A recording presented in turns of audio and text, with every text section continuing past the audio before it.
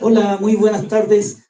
En nombre de Librería Borilla, queremos darle la bienvenida a esta presentación de Polvo de aquellos lodos. Recuerdos y anécdotas del Partido Comunista Mexicano de Rodolfo Echeverría. Para esta ocasión contaremos con la presencia del autor, Rodolfo Echeverría, de Enrique Quintero, de Jorge Meléndez y de Roberto Borja. Bienvenidos.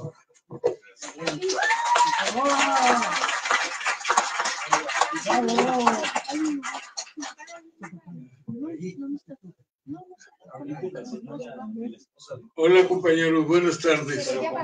En primer lugar, quiero agradecer sinceramente a Juan Bonilla por el uso de este recinto para la presentación de mi libro. Asimismo, a la generosa actitud y solidaridad de mis amigos Jorge Meléndez y Roberto, el ausente Roberto Borja. Y por supuesto, a mi viejo, gran amigo y camarada Enrique Quintero, con quien conviví algunos años trabajando en la Sierra de Chiapas y en la montaña de Guerrero. Lo agradezco por acompañarnos en la presentación de mi libro Polvo de aquellos lodos. Y gracias a ustedes por estar presentes. El libro Polvo de aquellos lodos es un conjunto de recuerdos y anécdotas que viví durante mis 21 años de militancia en el Partido Comunista Mexicano. En las hojas del libro trato de describir lo que viví, cómo lo viví y quién fui. Me decidí a publicarlo antes de que se me olviden las cosas, pues una vez que se olvida, desaparece para siempre. De no escribirlas, se borrarían para siempre, se quedarían y no quedaría ningún testimonio de aquellos hechos. Ustedes podrán constatar en su lectura que no es un trabajo de historia, porque no soy historiador. Son una secuencia de hechos que no están captados en los diversos libros que hay acerca de la historia del PCM.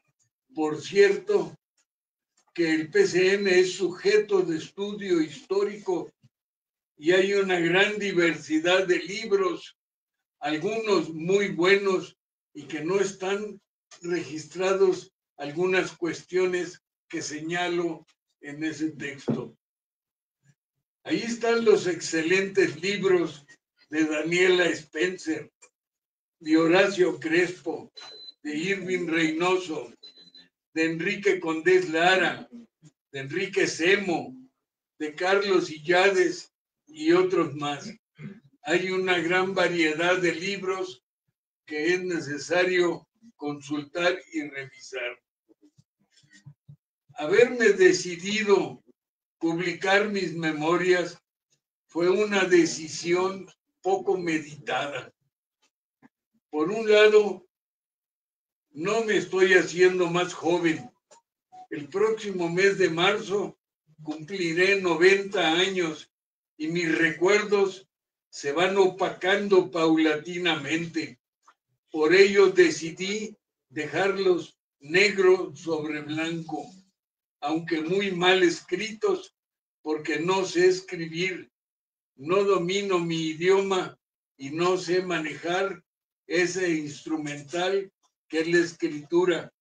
Por eso, con justa razón, Jorge Semprún dice que las palabras son un instrumento muy difícil de manejar. Pero aquí están mis vivencias. Prefiero dejarlas así que en el olvido. Hay algunos sucesos que considero deben quedar registrados, como la estrecha relación del Partido Comunista con Lucio Cabañas, así como la renuncia a los cargos de dirección en el PCM de Arturo Martínez Nateras, los secuestros de Félix Bautista y Arnoldo Martínez Verdugo en 1985, de cómo le arrebataron a Otón Salazar la precandidatura a la presidencia del PCM en el 20 Congreso, porque desconozco si hay alguna grabación de ese Congreso en su primera y segunda fase, que como se sabe, fueron del 15 al 18 de octubre de 81, y la segunda fase del 4 al 6 de noviembre del mismo año. También relato mi visión de cómo fue el homicidio de Hilario Moreno, un maestro jubilado que fue encarcelado injustamente y asesinado en los separos de Tlaxcuaque.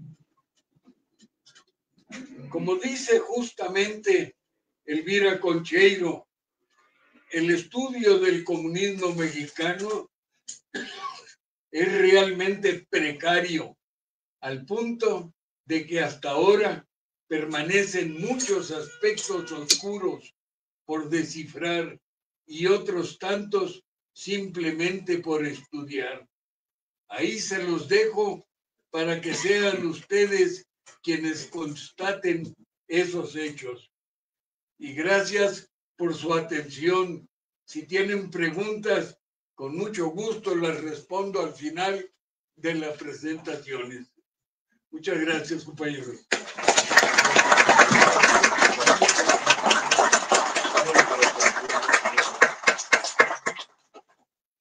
Bueno, buenas tardes, Enrique Quintero. Finalmente, y a pesar de lo que dice Chicali, que publica sus memorias sin meditar suficientemente, yo creo que son unas memorias largamente esperadas y largamente platicadas con muchos de nosotros.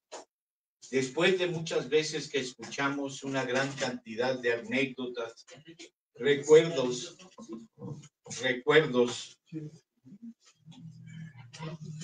y pasajes de la vida, hoy tenemos la posibilidad de leerlas, recrearlas y de conocer algunos nuevos pasajes de la vida de Chicali como militante del Partido Comunista Mexicano. El libro que hoy tenemos en las manos no solo son recuerdos y anécdotas, es también y sobre todo, diría yo, un texto de reflexión, de introspección profunda y muy meditada sobre la formación, transformación y desarrollo de un militante comunista mexicano que supo mantener sus convicciones hasta la extinción del partido. El Partido Comunista Mexicano se extinguió en aras de la unidad de la izquierda mexicana y con ello se produjo la disolución de sus principios, fundamentos y la elaboración teórica y analítica sobre la revolución socialista de nuestro país. Pese a las posiciones críticas de Chicali sobre la conducción del partido en su última etapa, era ahí donde se discutían y elaboraban con un sentido de lucha una propuesta para el desarrollo del país desde una perspectiva de izquierda socialista y revolucionaria. Mucho de ello se perdió con el triunfo de la línea parlamentaria y electoralista, así como con la fusión de los partidos de izquierda que derivaron en el PSUM, el PMS, el Frente y finalmente el PRD. Todo se sacrificó en aras de la unidad al tiempo que se perdió todo lo que en el libro que comentamos hoy se resalta como legado histórico y anecdótico personal. La formación de cuadros con mística y convicción revolucionaria para la construcción de un partido revolucionario. De ello no quedan polvos ni lodos. De una formación provincial binacional, Chicali vive la experiencia de la transformación de la sociedad mexicana en el medio universitario de la Ciudad de México. Cooptado para ingresar al TCM, se consolida en él el lector incansable y el devorador de literatura marxista, lo que lo conduce por el sendero de la formación del militante comunista de Así se templó el acero y otros libros, muchos textos recorridos por quienes tuvimos acceso a la literatura soviética de los años 50, 60 y 70. Formado en las filas del Partido Comunista Mexicano, accedió a la escuela de cuadros del partido en Moscú y sobre todo a la convivencia con múltiples camaradas con quienes estableció coincidencias políticas y profundas amistades que perduran hasta el día de hoy, así como que uno que otro amor.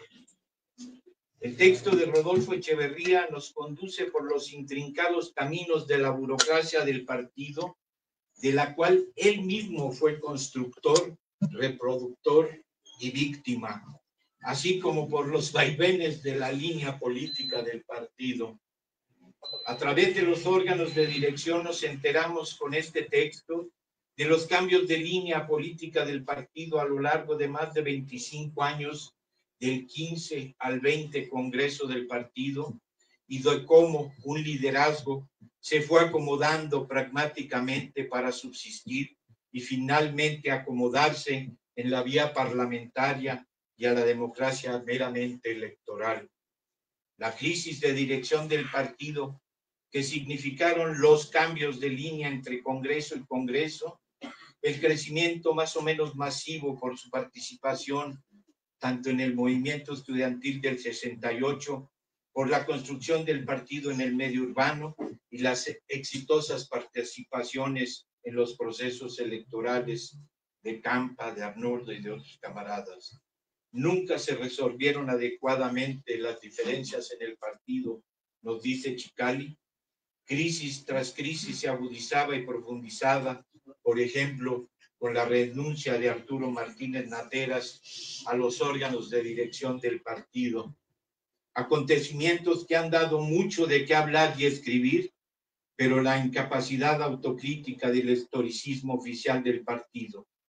Hoy, el texto de Rodolfo se suma a la visión crítica e independiente de la conducción del partido en su última época, diferenciada de la visión de sus dirigentes que fueron incapaces de incorporar nuevas ideas y formas de organización, quienes compartimos junto con muchos compañeros más la visión renovadora del partido y una postura crítica de su dirección, fuimos derrotados no en la forma democrática y partidista, sino en la bajeza burocrática y en los procesos de fusión y unidad de los partidos de izquierda.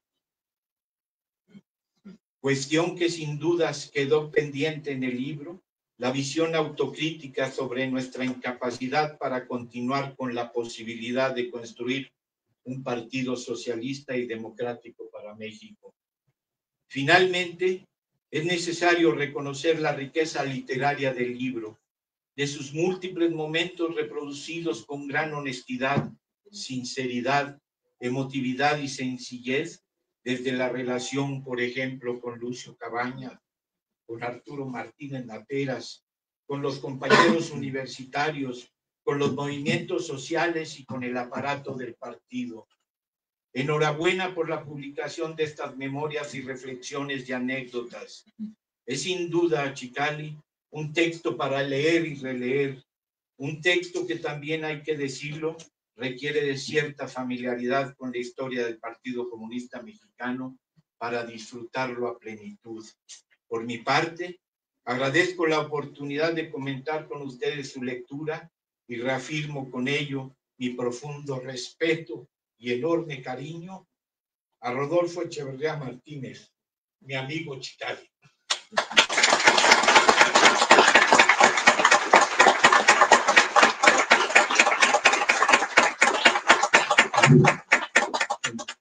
Enseguida hará uso de la palabra palabra el compañero Roberto Borja.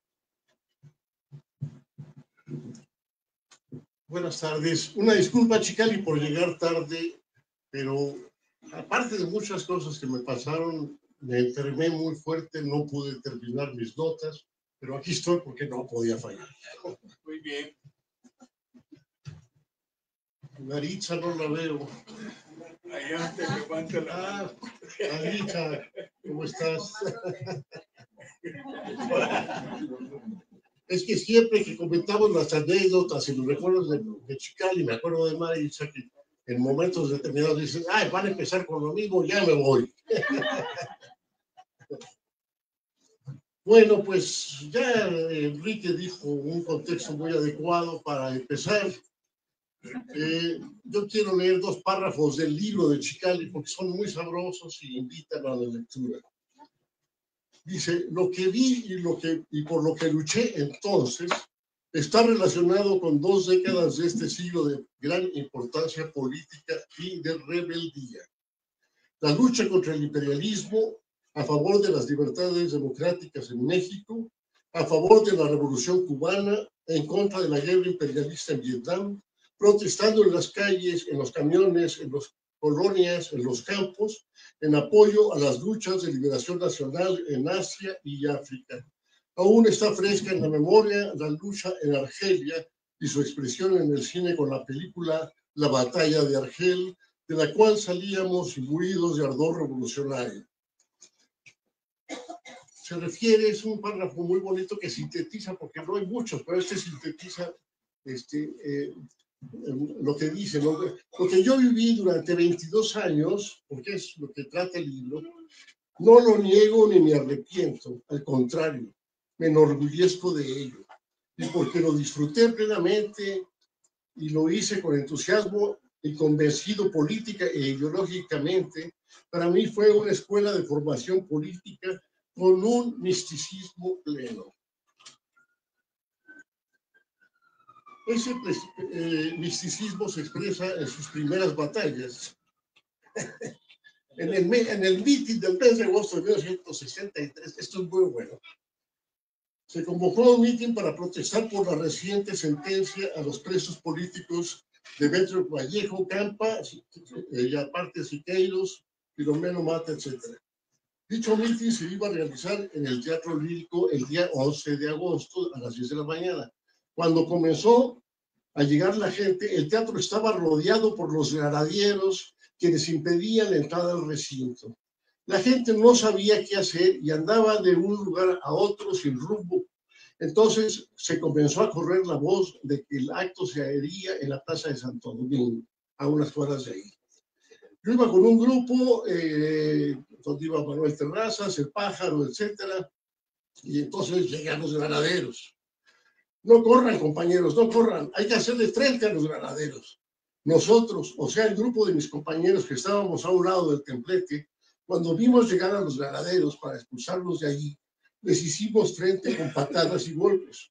Al ver esto, la gente se regresó y así pudimos rechazar esa primera andanada de granaderos. El mitin siguió desarrollándose por unos cuantos minutos y los asistentes al acto se multiplicaron. Así estábamos cuando llegó otro contingente más de granaderos y de nuevo se lanzaron contra nosotros. En ese momento la gente ya estaba psicológicamente preparada para hacerles frente y el zafarrancho se puso en grande. Logramos de nuevo rechazarlos y hacerlos correr. La reunión pudo haber continuado e intervinieron varios oradores. Cuando estaba hablando Danzós, llegó un enorme contingente de granaderos, pero también había crecido el número de asistentes al mitin y el pleito se puso muy bueno. Cuando nos dimos cuenta de que ya no se podría vencer a los granaderos, nos replegamos corriendo hacia las calles de Cuba. Al replegarnos vi que un granadero estaba parado en la calle, volteando así que en la carrera lo agarré por el cuello con mi brazo y lo jalé varios metros, apretándole la garganta. El hombre se desplomó. El chito que venía a un lado mío y a quien el granadero le quedó de frente, le zorrajó una tremenda patadota en la cara. El granadero quedó entonces bloqueado. Eso lo aprovechó Toño Franco, quien venía también corriendo en el grupo de repliegue, para arrebatarle el Mauser, pero no supo qué hacer con él. Entonces lo aventó por ahí. Todo esto se convirtió en la comidilla de la escuela de economía y después de varios incidentes, Chicali proponía que todo esto se aclarara con el rector, pero no se hizo por parte ni de la célula ni del partido. Como siempre, Chicali fue a buscar a la dirección del partido, se encontró un profesional que no sabía en qué onda, y bueno, dejó pasar el tiempo y el rector Chávez terminó, bueno, se los leo porque es, dice el doctor Chávez nos recibió al día siguiente a los que estaban señalados para expulsarlos de la universidad. Cuando entramos a su oficina, simuló que estaba por salir. Traía un folder bajo el brazo y nos dijo enojado: voy a ver al presidente para lo del presupuesto del año próximo y ustedes me salen con esto. Él seguía parado, nosotros nos sentamos. ¿Qué le voy a decir a su hermano? Se dirigió a Sergio Mújica, cuyo hermano Emilio daba clases en la escuela. Era director. Era director. No, en ese entonces. Al llegar a mí, me dijo: usted es un pateador oficial. El domingo pateó a unos policías. No podemos tolerar que los estudiantes anden de agitadores alborotando, pues ya han provocado muchos movimientos en América Latina. Y todos sabemos que fue un movimiento estudiantil el que provocó la Primera Guerra Mundial. No pude aguantar más, dice el Chicali. Ya basta, le reproché. Es una vergüenza que el rector de la misma casa de estudios del país nos diga eso, cuando sabemos que la Primera Guerra Mundial se debió a la lucha por los mercados y las colonias. Eso lo aprendemos en la secundaria. El rector me gritó entonces: fuera de aquí, no regresen más. Yo salí dando un portazo, pero ahí cambió el Chicali. Chicali acababa de llegar de Mexicali, entró a estudiar economía, a matar comunistas, y al poco tiempo fue expulsado. La fuerza física, las manotas de Chicali, siempre son, sobre todo entre las mujeres. ¡Ay, qué manotas! Me acuerdo un día en la plaza de Oaxaca, estábamos en Chicali y yo, y pasó por ahí Tania Libertad. Bueno, ya quería subírsele a las manos Tania Libertad. La fuerza física, la nobleza, la valentía, el coraje, la lealtad, la amistad, el amor y muchas otras cualidades del Chicali configuran un prototipo excepcional de ser humano que muchas veces como héroe se ha distinguido a lo largo de la historia. Pero al Chicali no le tocaron tiempos favorables ni estuvo en el lugar adecuado para la manifestación plena de sus cualidades, que las tiene ni duda cabe, porque a pesar de todo nunca dejó de ser lo que es. La lectura de su libro recién editado, pero que debió haberse publicado hace 40 años, cuando todavía estaban vigentes los temas, y sé que esto debió haber sido así porque ya estaba escrito en lo fundamental, nos deja ver a esa figura tan notable desde el punto de vista humano, viviendo la tragicomedia de lo que fue el Partido Comunista Mexicano durante gran parte de su vida. Hasta 1968, el partido se comportaba como representante formal de la ideología proletaria y del llamado Movimiento Comunista Internacional, cuya sede se encontraba en Moscú. El dogma de la ideología, la política y la organización se tradujeron en lo que Revueltas llamaba el estalinismo chichimeca.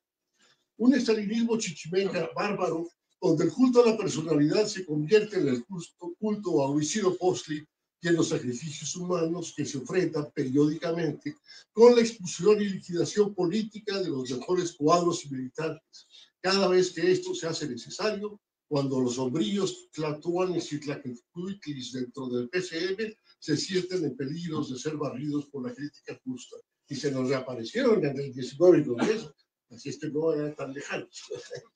Así, a diferencia de un Héctor que se enfrentó contra Aquiles, a unas sabiendas de que moriría en el combate, es decir, aceptando su destino manifiesto, también el Chicali supo enfrentar la fatalidad cuando Arnoldo lo envió como mensajero a la cárcel sabiendo que ahí se quedaría. Y se nos quedó el Chicali en la casa. Sus mejores momentos los vivió cuando, como un mosquetero en el movimiento estudiantil, él, como un Porthos, junto con el Chito, se destacó en las madrizas contra los toros y los ganaderos. Pudo haber sido un Espartaco que encabezara la rebelión estudiantil, pero fue expulsado de la UNAM y enviado al peor de los ostracismos como un profesional del Partido Comunista Mexicano. Desde entonces se convirtió en un gladiador detrás de un escritorio al volante de un automóvil, al servicio del aparato de un grupo minúsculo, preso de las ideas que adoptó para transformar el mundo, pero que protagonizadas por esa cabeza sin cuerpo que era dicho partido, terminaron por disminuir el alcance de sus grandes cualidades. ¿Me invitaste? Solo sus amigos y camaradas y los conocidos en los círculos de ese pequeño mundo sabemos de su gran personalidad. El PCM siempre se ha presentado de alguno de sus miembros connotados, siempre ha presumido de algunos de sus miembros connotados en el terreno del arte o de la cultura, como Siqueiros o Rivera, en la militancia obrera como Valentín Campa. Así también creo que el Chicali representa y será por siempre recordado como ejemplo de fuerza, nobleza y entrega al partido en los tiempos que eso significaba también entrega a la revolución o a las peores intrigas y crímenes cometidos al nombre de esto. Rodolfo Echeverría ingresó a la Escuela de Economía para acabar con el comunismo. Muy pronto las condiciones socioeconómicas, políticas y represivas del país y la lectura del manifiesto comunista de Marx y Engels lo convirtieron en militante de la causa que en principio odiaba. En esa época se dio cuenta que Marx no era de izquierda, porque el manifiesto dedica buena parte de su texto a deslindar al comunismo de las demás corrientes que se decían proletarias o revolucionarias, que hoy diríamos de izquierda. Los párrafos relativos a sus años en el movimiento estudiantil son de los mejores. Se encuentran en el capítulo Mi ingreso al PCM, que ya les leí algo, ¿no? En el resto de los capítulos se abordan los temas que fueron muy polémicos en los últimos años de la vida del partido, pero la verdad, el Chicali no arroja mucha luz para su aclaración. Tienen el mérito de enfrentarse a la historia oficial mandada a hacer una vez más por la dirección, pero no terminan por explicar los hechos porque carecen de las fuentes confiables. Queda para los historiadores su aclaración definitiva. Tales son los temas de la renuncia de Arturo Martínez Nateras, las relaciones del partido con Lucio Cabañas, el secuestro de Arnoldo Martínez Verdugo, la corrupción en la empresa editorial y otros. Pero el hecho de que Chicali saque esto a la luz es un viento fresco en la investigación sobre estos temas. Se trata de un libro de recuerdos escrito de memoria en lo fundamental. Por eso nos aclara que accedió a publicarlo ante la insistencia de amigos y familiares para que no queden en el olvido o con el tiempo los continúe distorsionando de manera exagerada. Tal es el defecto del escrito, puesto que podrá ser sometido al escrutinio de cualquiera, historiadores y especialistas, dada la trascendencia de su publicación. Y aquí es donde su valor se verá reducido, porque el libro no resistirá su lectura como un probatorio de nada, salvo el registro subjetivo de los hechos, y podrá ser señalado como un libro que raya en la ficción de los recuerdos que cualquiera puede tener de los mismos hechos con interpretaciones diferentes. Bueno, pues eso y nada más. Gracias, Chicali, por la publicación de tus recuerdos y anécdotas vividas. Yo, que me cuento entre los lectores afectuosos, porque conozco a Chicali desde hace muchos años, con las enormes cualidades humanas que ya he descrito. Son los textos de un militante ejemplar, según el prototipo de su tiempo. No se encontrará en ellos, salvo como referencia lejana, alguna prueba o argumento para sostener una tesis histórica que aspire a su plena validez. Buena parte de los recuerdos y anécdotas ya se las había escuchado y muchas otras que también he escuchado no aparecen y es de lamentar. Y es como está haciendo mucho calor, no las voy a contar, pero valdrían la pena, sobre todo algunas en relación al 19 Congreso que tratas muy desde la perspectiva del Comité del DF, pero no de lo que éramos en su conjunto, y siempre salimos mal parados los universitarios. En boca de Enríquez éramos unos huevones que no asistíamos a las reuniones, pero bueno, eso se dispensa. Termino con una pregunta chical para el final. Revuelta se preguntaba si el siglo XXI sería recordado como el siglo de la revolución, perdón, si el siglo XX sería recordado como el siglo de las revoluciones o el siglo de los procesos de Moscú. ¿Qué piensas ahora, después de las revelaciones de los crímenes de Stalin, solo comparables al Holocausto? Es todo.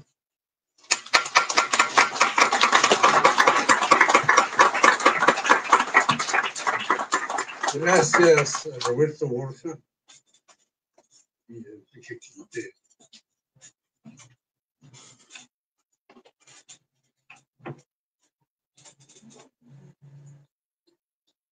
Dedico esta breve intervención a Yolanda Echeverría Gaitán, a Nayat Echeverría Gaitán, a Yamira Echeverría Gaitán, a Rodolfo Echeverría Gaitán y a Omar Echeverría Sosa, que está tomando fotos.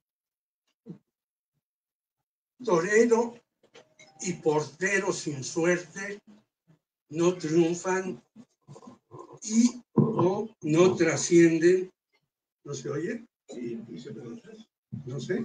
Se oye muy pinche. Ah, bueno, entonces será el micrófono. Está muy pinche. Que sí. Entonces hay que recordarles a los de la librería que tienen unos micrófonos muy pinches. Torero y portero sin suerte no triunfan y o no trascienden, y podemos decirlo lo mismo de autores. Este es el caso de Rodolfo Echeverría Martínez, el Chicali, que en la página de las páginas 50-62, titulado Mi relación con Lucio Cabañas, regresa a la notoriedad después de que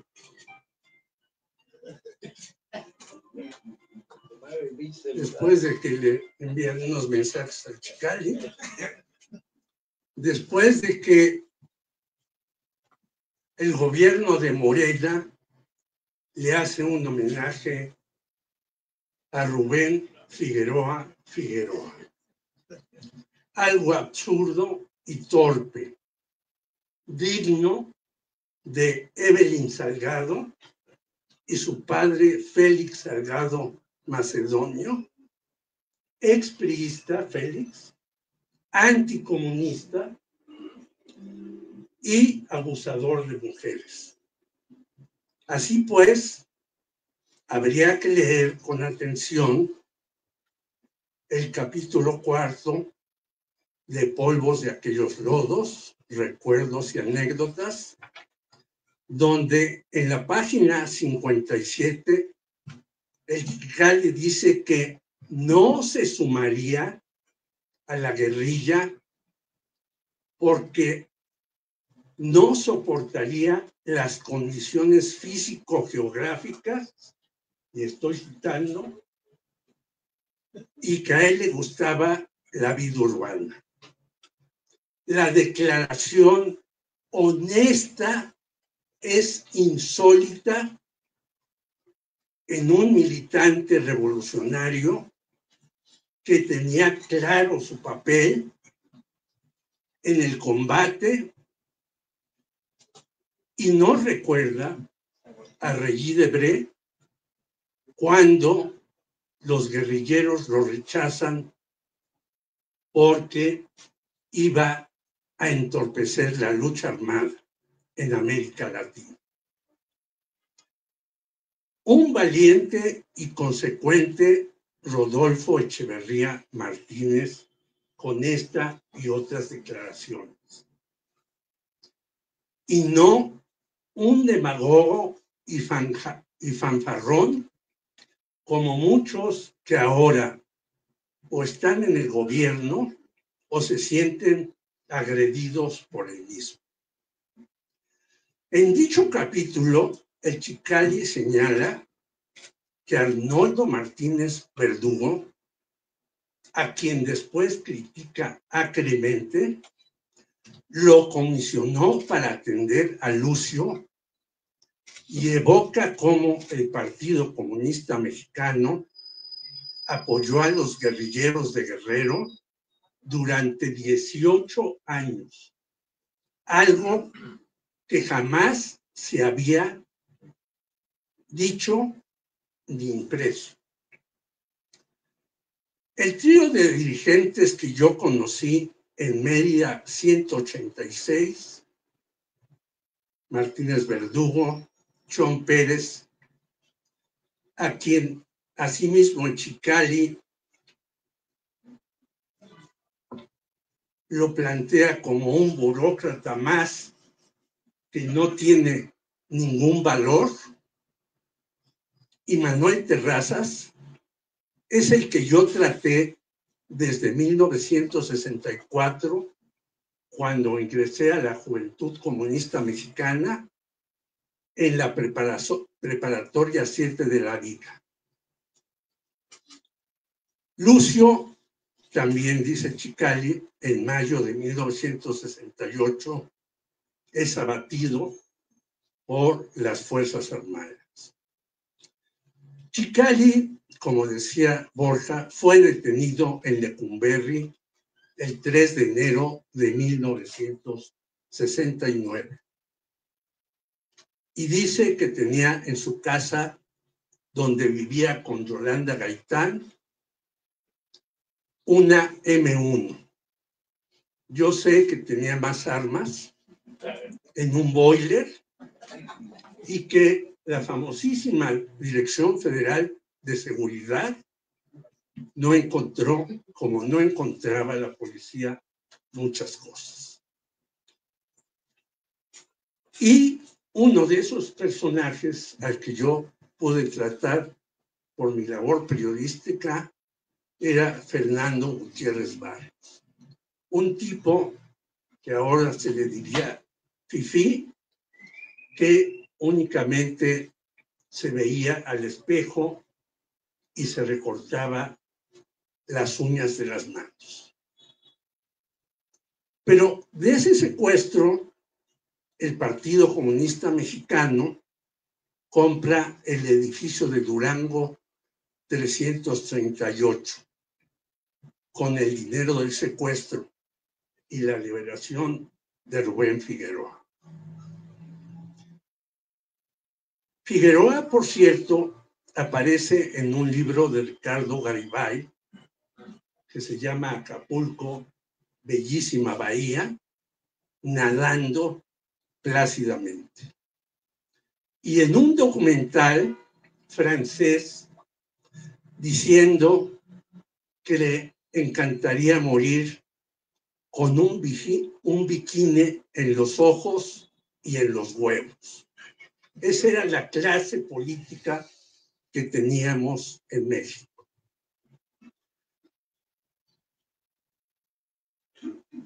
Señala Rodolfo que de no ser por Yolanda, la dirección del Partido Comunista Mexicano no se hubiera enterado de su aprehensión. Y dice, no sabían si existía o no existía. O sea, les valía madre lo que pasaba con los militantes. Así lo dice también Rodolfo Echeverría, y yo comparto muchas de esas visiones, a pesar de que haya muchos camaradas aquí que siguen elogiando el pasado sin la menor crítica y que siguen aceptando el presente sin el menor reclamo. Y yo digo, esa no es izquierda.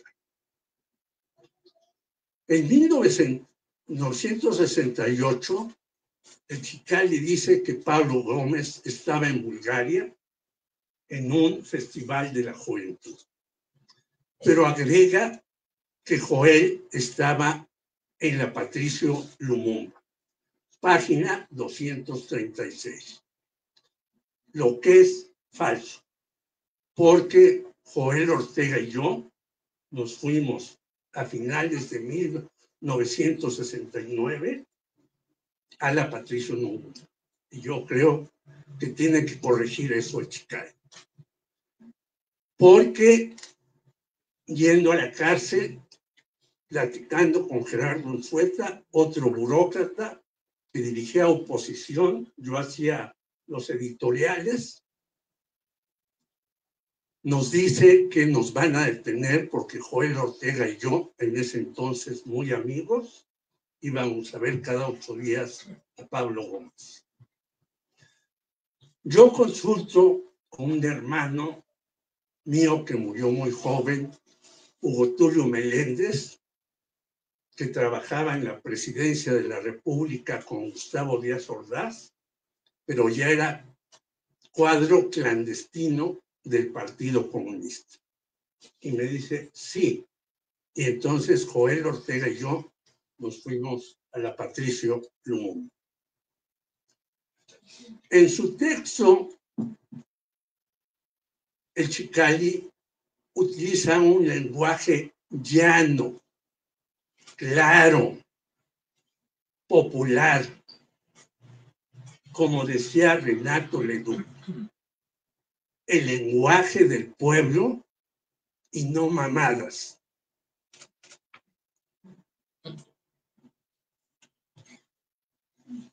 Dice Chicali en varias de sus partes, no la chingues, son verdaderas chingaderas los que nos hacen. Esto es justamente, y no el lenguaje alambicado que se usa ahora, lo que debe escribirse para que entienda la gente las cosas. Acerca de la invasión de la URSS a Checoslovaquia, quiero recordarle a Chicali que los universitarios que estábamos en huelga obligamos a la Comisión Ejecutiva del Comité Central a que fuera a un activo en la Facultad de Economía. Y ahí le dijimos a la dirección del partido, o condenan la invasión a Checoslovaquia, y esto antes que nosotros nos fuéramos a la URSS, o todos los que estamos en el pleno, que éramos no solamente universitarios, sino politécnicos, renunciamos en masa al partido. Se queda Marcos Leonel Posadas y otros hechos un pabilo, y al final de cuentas se opta por condenar la invasión a Checoslovaquia. En una parte de su libro acerca de los renos, en la página 111, dice, creo, relata esa insurrección de la base contra la dirección. Y aunque dice reiteradamente, no sé por qué, que los universitarios eran blandengues e inconsecuentes, esos universitarios, y yo lo fui hasta que me convertí en periodista profesional, fuimos los que dimos la lucha desde 1966 para sacar al rector Chávez y que entrara el dignísimo ingeniero Javier Barrosier. También dimos la lucha en nuestra trinchera algunos y jamás renunciamos a nuestros ideales. Es más, varios participamos no en la formación del PSUM, sino en algo que se llamó comunistas libertarios, junto con Fabián Soto, Chicali y otros. Bueno, ahorita hablas, Borja. No, pues yo te escuché atentamente. Entonces, aunque haya durado un suspiro, pero nosotros no entramos al PSOE.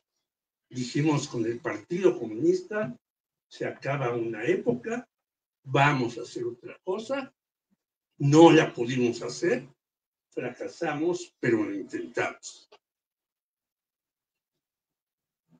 Desarrolla muy bien el autor el secuestro de Arnoldo, algo que yo ya había leído en nuevos estudios sobre el comunismo mexicano, que el Chicali tituló correctamente Los secuestros de Félix Bautista y Arnoldo Martínez Verdugo, crónicas de un secuestro anunciado, parafraseando seguramente a Gabriel García Márquez, que tiene un libro fenomenal que se llama Noticias de un secuestro.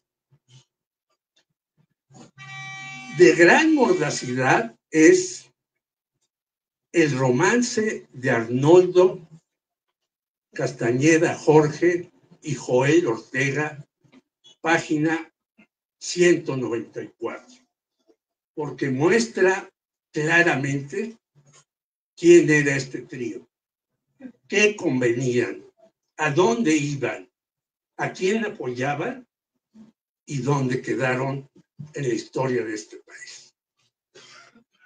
Denuncia grandes corruptelas en el Partido Comunista Mexicano, y creo que hay muchas otras más. Una imprenta que regaló la RDA, dineros que se quedaron en manos de muchas personas, no sé de quién, pero Chicali habla del robo de ediciones de cultura popular, y así lo dice, por Salvador González Marín, que es hoy un restaurante que se llama Salvador Allende. Cuidado, compañero chileno, no vaya a ese restaurante, que es producto de un robo que se le hizo al Partido Comunista por un canalla que ya lo mencionó Chicali. Hay cuestiones en las que muestra que hay una organización endeble, con falta de rumbo y dirección. Polvos de aquellos lodos tiene, a mi juicio, algunas fallas que no desmerecen el trabajo intelectual de él. Pero, por ejemplo, se lanza contra los universitarios. Y yo los defiendo no solamente por lo que dije, sino porque yo conocí a los universitarios de Puebla. Aquí está mi esposa Rosa Robeglia, que se jugaron la vida, a los universitarios de Sinaloa, a los universitarios de Guerrero, por los que yo doy fe que no eran ni blandengues, ni timoratos, ni nada. Es más, en Puebla estaban armados y se enfrentaron a balazos contra el muro, no una vez, mucho tiempo. Entonces, en eso no estoy de acuerdo con Chicali, y lo digo aquí con camaradería, pero yo creo que se trata de eso, no de ser complacientes, sino de mejorar las cosas. Rescata muy brevemente los festivales de oposición. Y yo, que fui uno de los organizadores después de venir de un festival de la Humanité, quiero decir que hicimos muchísimas cosas, entre ellas una mesa redonda que no se me olvidará, que se llamaba Marxistas y Cristianos por el Socialismo. Yo la pude hacer porque era amigo de Froilán López Narváez, y Froilán llevó al señor obispo Méndez Arceo a dicha mesa, y Méndez Arceo, que había estado implicado en el secuestro de Rubén Figueroa, se pronunció por el socialismo. Era la famosa teología de la liberación. También pone poca atención, a mi juicio, a los impresos, oposición y socialismo. Quizá porque en oposición yo pude conjugar que entraran a escribir no comunistas y no se les censuraron, tales como José Agustín, Magú, René Avilés Favila y hasta Parménides García Saldaña, que moteaba a diario y sin medida. Así pues, los impresos, aunque el Chicali está en contra de ciertos intelectuales, fueron importantes, aunque desgraciadamente casi no leídos por sus militantes. Mucho ojo, compañeros del nuevo Partido Comunista de México. Estas cosas hay que circularlas y hacer que se lean, porque quedaron ahí muchas páginas importantísimas de comunistas y no comunistas que nos darían luz sobre lo que estamos viviendo.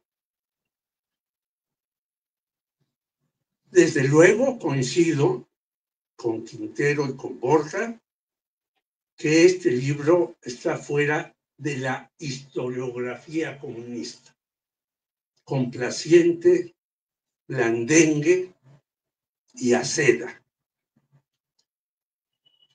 Si estuviera aquí Carlos Monsiváis, aplaudiría el libro de Chicali porque en él utiliza mucho el cabroñón. Le dice cabrones a muchos. Y Monsiváis acuñó esa palabra, el cabroñón. Pero también lo aplaudiría su compañero en Lecumberri, Eli de Gortari, que hizo un libro sensacional que se llama Diccionario de Palabrejas, que es recoger el español de la gente y no el español de la academia. Felicidades, Chicali, por este libro y lo seguiremos discutiendo. Gracias.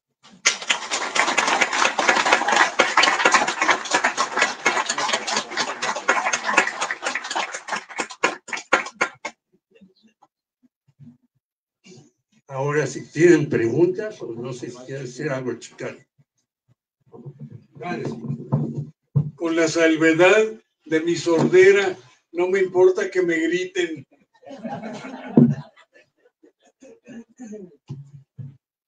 Si alguna persona desea hacer algún comentario, pregunta, consulta.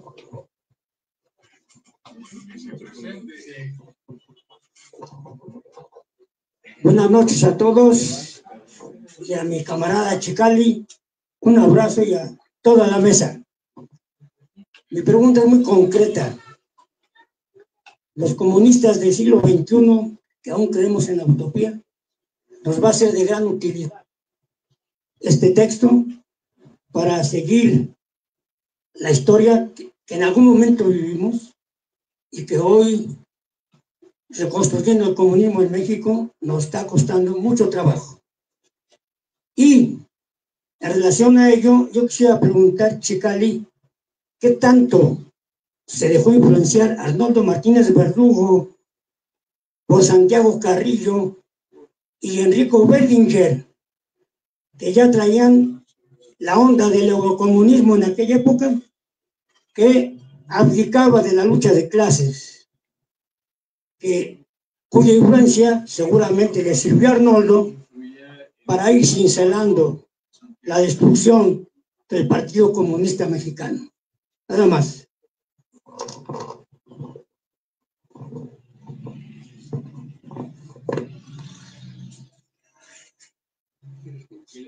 Bueno,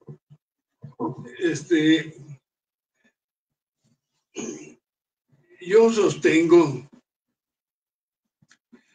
que había una influencia muy grande de parte de las posiciones políticas de Santiago Carrillo en las concepciones que tenía Arnoldo. No tengo los elementos impresos acerca de ello, pero era muy evidente esta simpatía con relación a las posiciones que el Partido Comunista de España tenía. Sobre todo en relación a la cuestión prácticamente electoral y parlamentaria.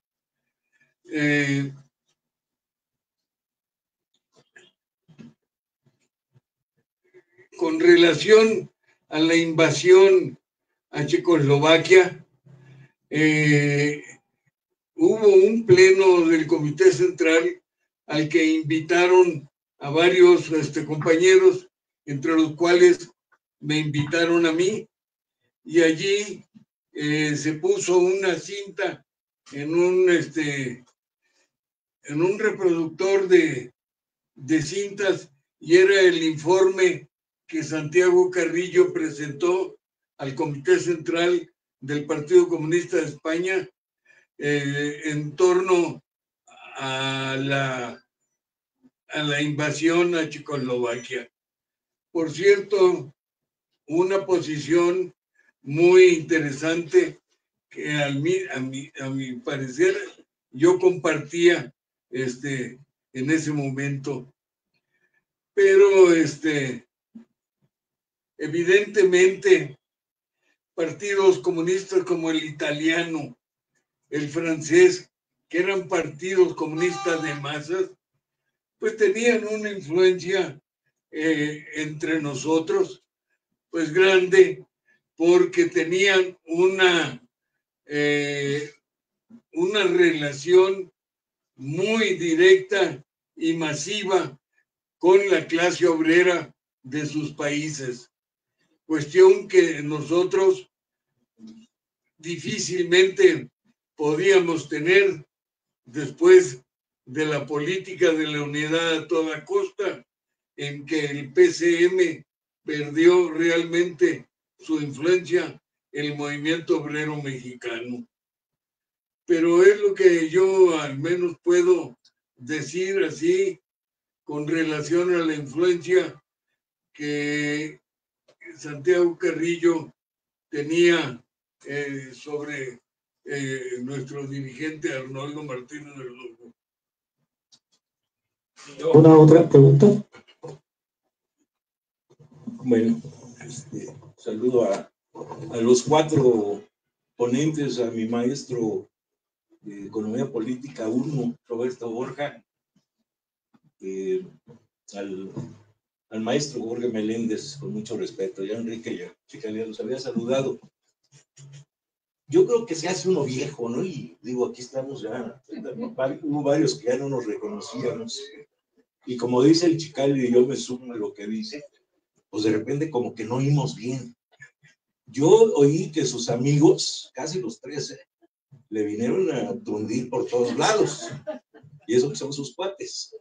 Pero escuché una cosa de parte de Roberto Borja, que yo sí le quiero preguntar si escuché bien o mal, cuando dice que el Chicali estuvo o entró a la Facultad de Economía a acabar con los comunistas. No sé si escuché bien o escuché mal. Me gustaría que abundara más sobre eso. Ajá, eso es lo que yo quisiera escuchar. Perdón, y termino. Y la segunda es, Jorge lo acusó de mentiroso. Bueno. Espéreme, compadre, todavía no termino. Y Jorge lo acusó de mentiroso porque dijo que él andaba ya en ¿cómo se llama? En la Patricio Lumumba con Joel Ortega, cuando decían que andaba por acá, ¿no? También me gustaría saber qué pasó ahí, ¿no? Esas dos, insisto, a lo mejor es porque yo ya me estoy volviendo más solo que mi compadre el Chicali. Bueno, yo lo que quiero es que Chicali lo diga porque él es el que lo dice, ¿no? Yo lo cité textualmente, pero que nos explique por qué él tenía la idea de matar comunistas. Yo quiero, nomás para responder a esta cuestión, preguntar aquí a quienes han vivido en una ciudad fronteriza como Tijuana. Bueno, pues yo nací allí y cuando yo nací y tenía 6 años, en Tijuana solamente había 2 escuelas primarias y siempre estaban saturadas. Mi padre trabajaba en San Diego y todos los días iba en la mañana a San Diego a trabajar y mi mamá tomó la decisión de que estudiáramos la primaria al otro lado. Entonces, yo aprendí primero a hablar inglés que a leer el español o a escribirlo. Empecé a escribir el español y a leerlo a los 13 años. Ya comenzaba a tener cierta vello público. Entonces, la influencia del anticomunismo era muy grande, sobre todo en los años 40 y 50, y que influía mucho. Y yo leía mucho una pequeña revista que se llamaba Reader's Digest, que era selecciones, y era una revista llena de un odio al comunismo. Entonces, en 1958, el último trimestre, llegaron unos amigos que estaban ya un año adelante de nosotros, que eran de Mexicali, y nos comentaron pues que estaban estudiando Derecho y otro que había entrado a Economía, pero que se iba a cambiar de la escuela porque estaba llena de comunistas. Entonces le dije yo, eres un cobarde, a ellos hay que combatirlos en la cuna. Yo voy a entrar a Economía para eso. O sea, era un verdadero pendejo porque no sabía qué era el comunismo. Pero cuando entré, pues no veía lo que la propaganda gringa decía. Y me tocó de maestro el ingeniero Jorge L. Tamayo, luego una maestra Cecilia Damián en sociología, y ella nos pidió como textos el Manifiesto Comunista y el libro de Constantino, El materialismo histórico, y el origen de la familia, la propiedad privada del Estado, de Federico Engels. Entonces, yo compré esos libros y yo padecí entonces mucho de las anginas y un día me enfermé porque me daba temperatura y leí el origen de la familia, la propiedad privada del Estado, y luego Toña Barrón me había prestado una pequeña novela que se llama Así se templó el acero. Puta, pues salí de la enfermedad nomás cargando una bandera roja y buscando la hoz y el martillo. Pero eso fue en 1959 y 60. Luego, en 1960, se reanima el movimiento magisterial y convocan a una marcha el 4 de agosto de 1960 que iba a salir de la Normal en San Cosme. Y vamos allá, Toña Barrón, Beatriz Gallardo, el Toby, Jorge Díaz Ortiz y yo nos trasladamos allá. Entonces, cuando sale la marcha por San Cosme, al llegar a lo que es Melchor Ocampo, todavía no estaba el puente que hay hoy. Ahí estaba la caballería y los granaderos. Y fue una represión terrible. Entonces yo ahí salí por piernas y me vine a CEU y ahí le informé a los compañeros lo que había pasado y nos movilizamos a Derecho, a Ciencias, a Filosofía y Letras, a Ciencias Políticas, y se organizaron unas asambleas y se convocó una marcha para el 9 de agosto que iba a salir de Mascarones, que era una escuela de ciencias políticas, parece que estaba todavía allá, no estaba en CEU. Y bueno, había una efervescencia del 4 al 9 de agosto muy grande en todo este sector de CEU, Derecho, Filosofía, Economía, la Facultad de Ciencias y Ciencias Políticas. Y tomamos un camión allí en la Escuela de Economía de pasajeros y nos vamos a Mascarones.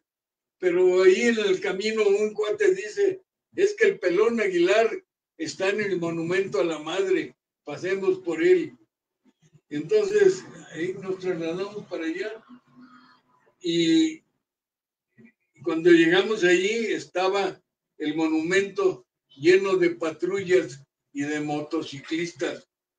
Entonces el chofer ya no le quiso dar, entonces yo lo iba a quitar del asiento, pero sacó las llaves y las tiró por la ventana. Y entonces ya se subió la policía y nos llevaron detenidos a la 4ª delegación. Éramos 25 estudiantes, entre los cuales iba un compañero, Eduardo Pascual Moncayo, el Pato le decíamos. Y estando ahí en la cárcel, él en un momento me dice, oye, ¿no te gustaría canalizar tus inquietudes en un partido? ¿Pero en qué partido? Le digo, pues en el Partido Comunista Mexicano. ¿A poco hay Partido Comunista Mexicano? Sí, dice, y acaba de tener su 13 congreso. Yo no sabía qué era eso. Entonces me dice, vete a una librería que está en la Avenida Hidalgo o Puente de Alvarado y compra las resoluciones y los estatutos. Así lo hice y así ingresé. Y no mató a nadie. Entonces mi anticomunismo se terminó con así se templó el acero y en el origen de la familia, la propiedad privada y el Estado. Gracias.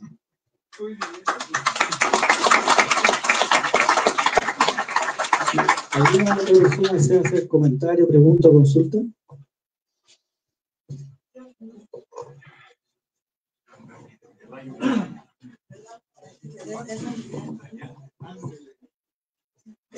Mi nombre es Nayat Echeverría Gaitán, lo que significa que soy hija de Chicali. Es para mí una sorpresa leer el libro. La verdad es que debo confesar que ha despertado muchos sentimientos en mí. El primero de ellos es admiración por la defensa de tus ideales, pero al mismo tiempo tristeza porque no figuramos en el libro ninguno de tus hijos. Y si de memorias hablamos, nosotros vivimos el Partido Comunista Mexicano en nuestra niñez. Fuimos educados adoctrinados, digo yo, en los principios del Partido Comunista.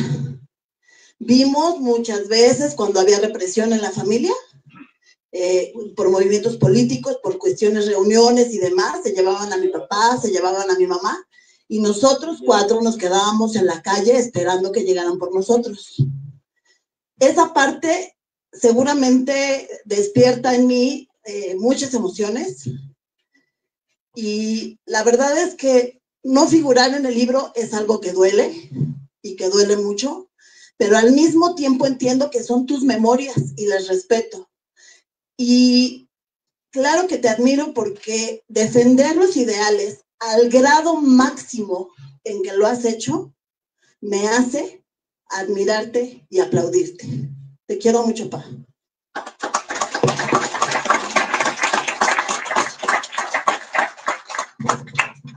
Marco Rosas. Yo nomás quiero decir que tiene razón mi hija.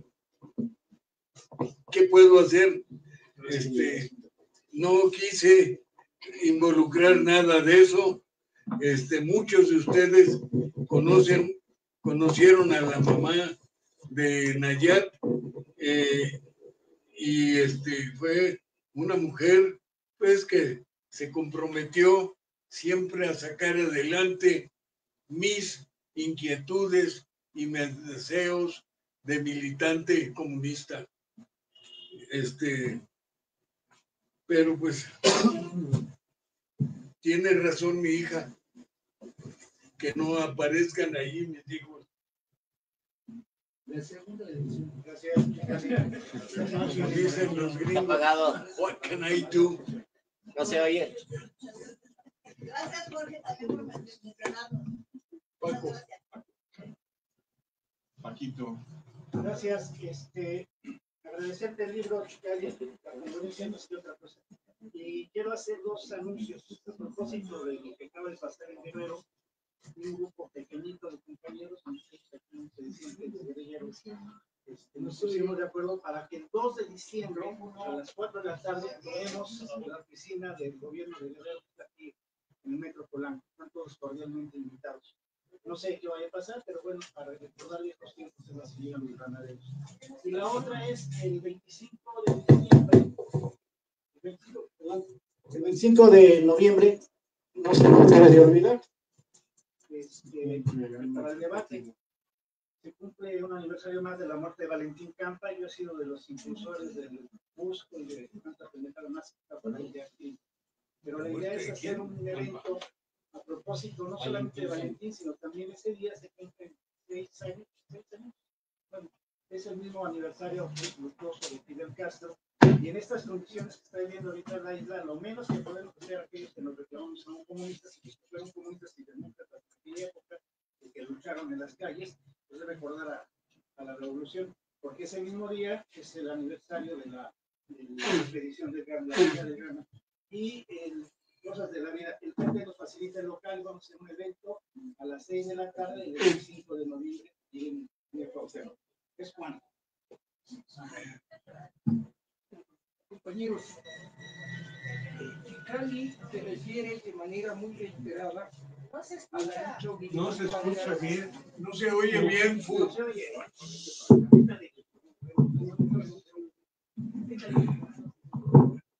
A ver qué pasa aquí. Es que tiene cambio. De manera muy reiterada te refieres a la lucha universitaria, chicas.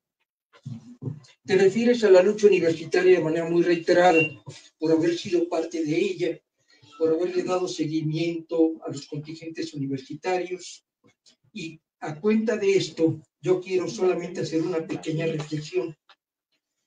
El día de ahora ha sido nominado un funcionario nuevo en la universidad, un mapache, de nombre Daniel. El experto en la enseñanza a los custodios en los penales del Estado de México.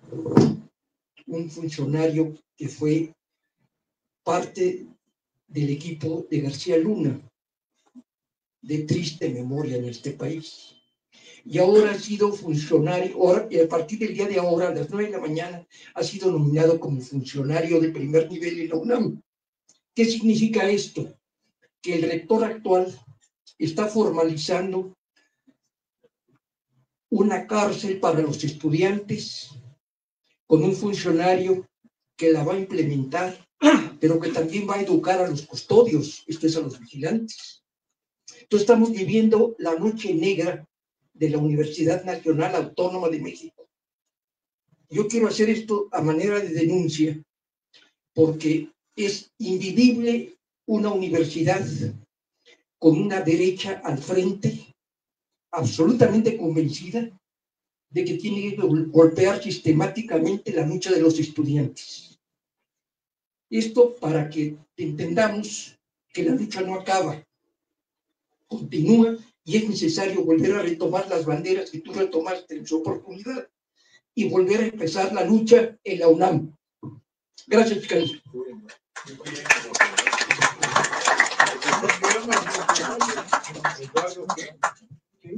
¿Cómo se llama el funcionario? ¿Daniel qué? Manuel Palma Rangel. Manuel Palma. ¿Y es mapache? Es un mapache. Impulsado por Rolando Cordero.